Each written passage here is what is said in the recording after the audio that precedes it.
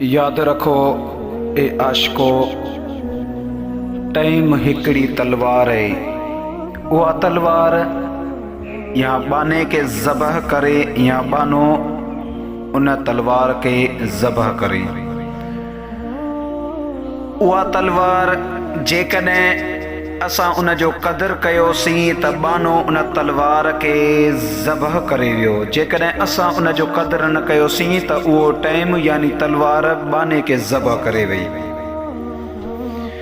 दोस्तो, थोरो असां पंहिंजे अंदर में सोचूं त जेका हीअ अल्लाह असांखे ऐं तव्हांखे ज़िंदगी अता फ़रमाई आहे त हिन जो मक़सदु छा आहे।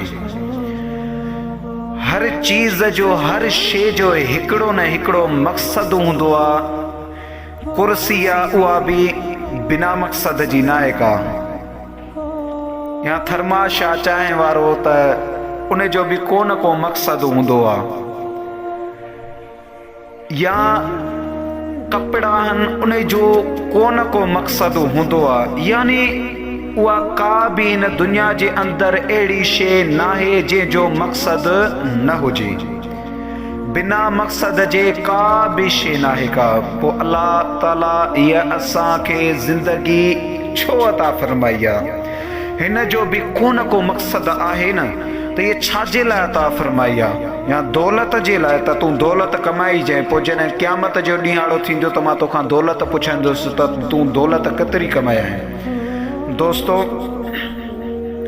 हिन दुनिया जे अंदरि असां अहमियत ऐं असां इज़त हाणे कंहिंखे था ॾियूं। अंग्रेज़ी स्कूल कॉलेजूं अलाए छा मूंखे अल्लाह ताला अहिड़ो ज़हन अता फ़रमायो आहे अल्हम्दुलिल्लाह जो इहे असांजे ज़हन में ई न आहिनि के अलाए कहिड़ा कहिड़ा नाला पैदा थी विया आहिनि। अलाए छा पैदा थी वियो आहे त अंग्रेज़ियूं फलाण टीर।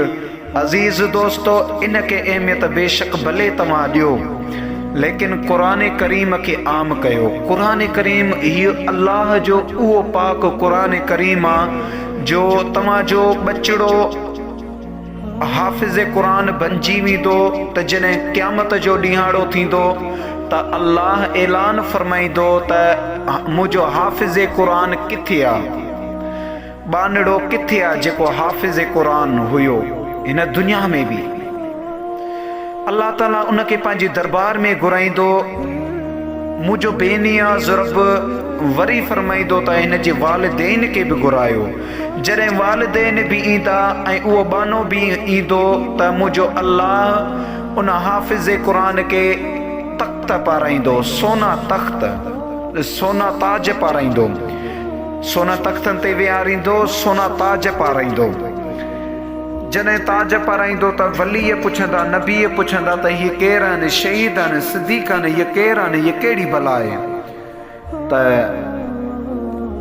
के चवंदा त हीअ न नबी आहिनि, न वली आहिनि, न शहीद आहिनि, न सिद्दीक़ आहिनि, हीअ हाफ़िज़ क़ुरान आहिनि ऐं हीअ उन जा वालिदैन आहिनि। दोस्तो, छा असां ऐं तव्हांखे क़यामत जे ॾींहुं जॾहिं क़यामत जो ॾींहुं थींदो त असां खां अल्लाह से अंग्रेज़ी पुछंदो। दोस्तो, इहो टाइम जो क़दुरु कयो। इहा बिना मक़सद जे ज़िंदगी अल्लाह न अता फ़रमाई आहे। हिन जो को न को मक़सदु आहे। हिन जो को न को मक़सदु आहे ज़िंदगी जो। उहो मक़सदु ॻोल्हियो ऐं टाइम जो क़दुरु कयो। जॾहिं तव्हां टाइम जो क़दुरु कयो त तव्हांखे पाण ई ख़बर पइजी वेंदी त गुनाह छा खे चइबो आहे, हराम छा खे चइबो आहे, हलाल छा खे चइबो आहे।